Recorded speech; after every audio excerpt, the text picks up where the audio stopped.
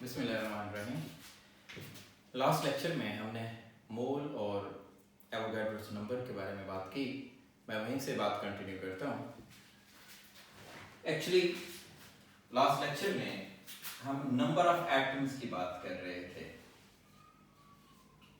Number of atoms, number of molecules,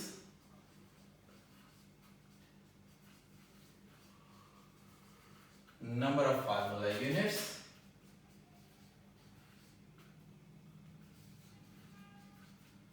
formula unit, इसकी हम बात कर रहे थे फार्मूला यूनिट के पॉइंट ऑफ व्यू से।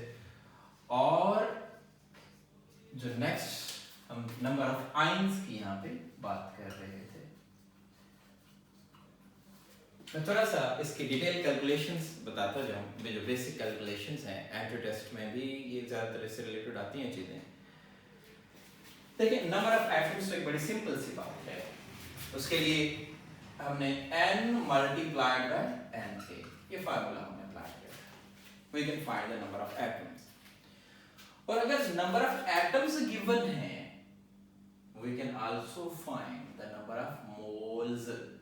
मतलब ये मोल्स फाइंड करेंगे, number of atoms Avogadro number से जाके हम उसे डिवाइड कर देंगे। ये तो एक बड़ी सिंपल सी कैलकुलेशन है। जब हम नंबर ऑफ मॉलिक्यूल्स की तरफ आते हैं, सपोज H2O के मॉलिक्यूल्स हमें पता चल गए। सपोज के H2O के मॉलिक्यूल्स हम फाइंड आउट कर लेते हैं। वो जी 1000 मॉलिक्यूल्स हैं सपोज। फर्दर भी हम इसमें से कैलकुलेशंस कर सकते हैं। क्या कैलकुलेशंस कर सकते हैं? नंबर ऑफ ऑक्सीजन एटम्स कितने हैं? देखें, एक वाटर मॉलिक्यूल में एक ऑक्सीजन एटम है, तो अगर 1000 नंबर ऑफ वाटर मॉलिक्यूल्स है तो 1000 ऑक्सीजन है।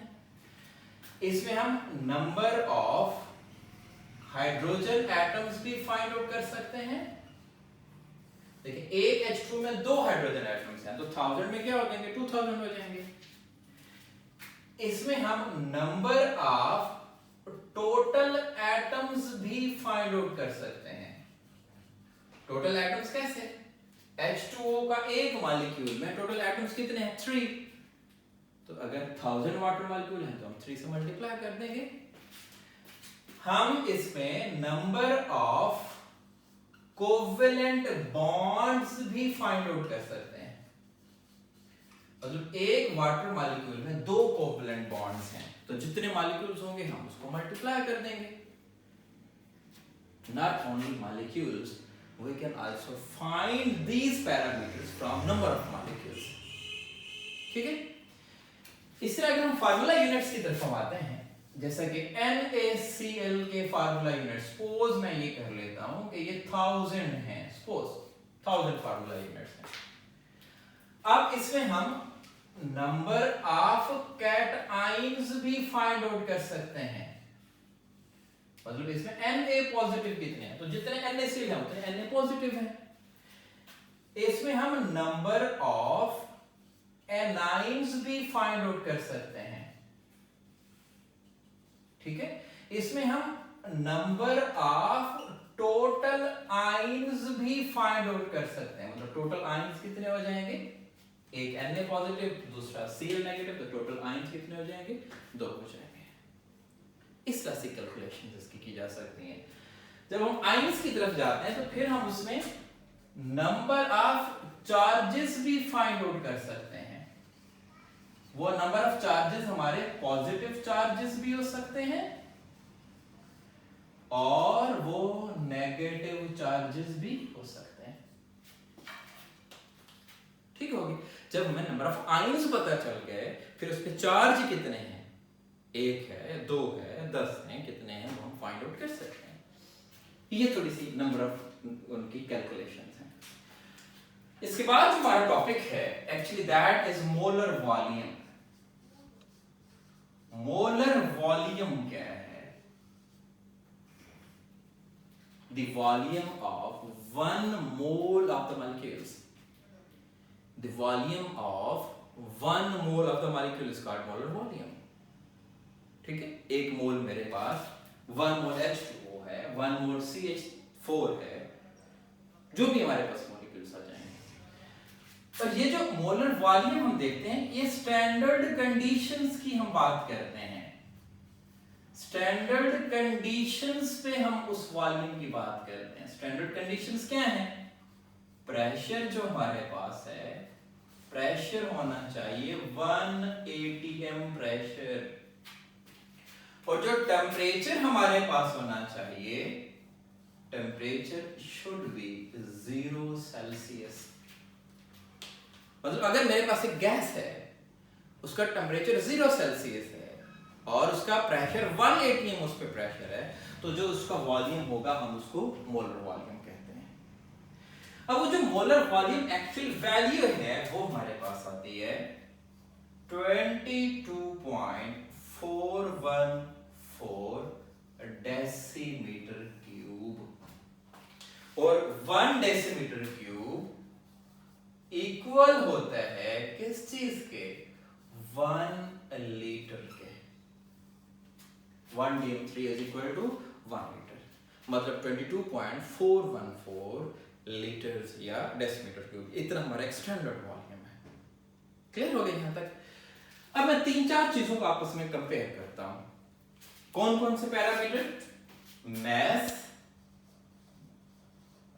मोल, नंबर ऑफ पार्टिकल्स या नंबर ऑफ मॉलिक्यूल्स और वॉल्यूम।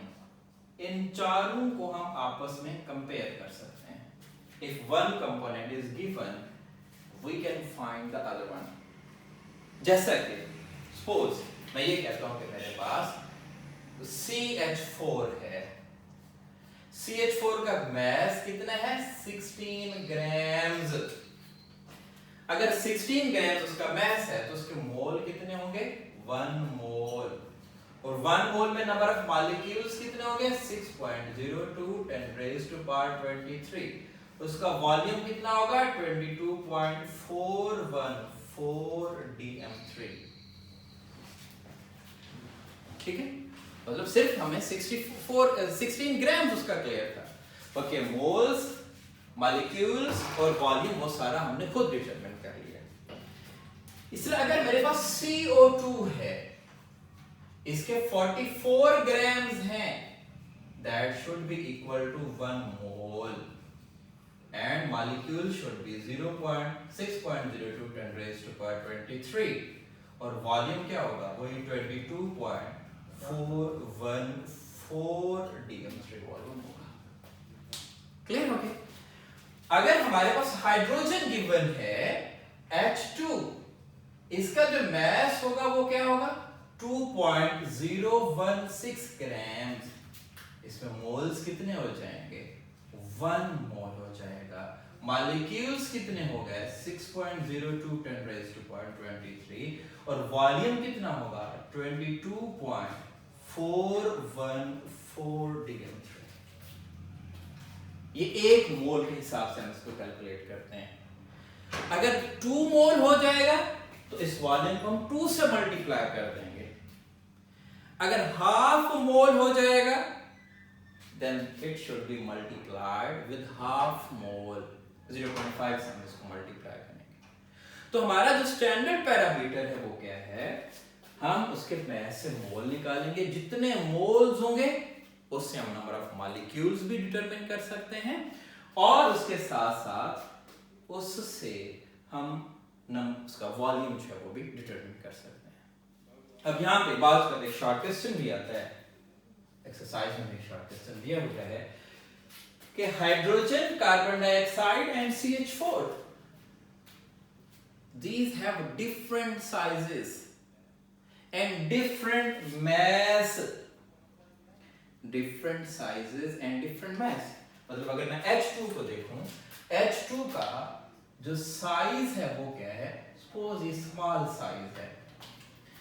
अगर हम CH4 को देखें, सपोज CH4 का ये लार्ज साइज है, और अगर हम CO2 को यहां पे देखें तो उसका मजीद लार्ज साइज है। मॉलिक्यूल्स हैं, साइज डिफरेंट है, मास भी डिफरेंट है, तो फिर वॉल्यूम सेम कैसे हो गया? एक बड़ा इंपॉर्टेंट क्वेश्चन।